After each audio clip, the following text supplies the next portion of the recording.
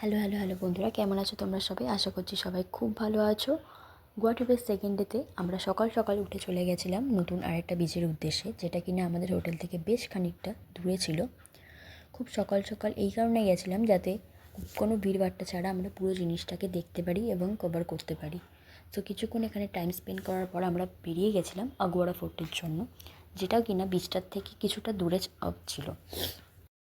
আগুয়ারা ফোর্টের entry fee ছিল 50 rupees পর Indian, আর ফরেনারদের ছিল 300 রুপিস।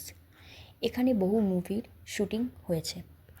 সো এই জায়গাটা খুব ফেমাস। এটা ছিল আগুয়ারা ফোর্টের পেছন দিকটা, আর সামনের দিকটার ভিউটা ছিল জাস্ট এই রকম।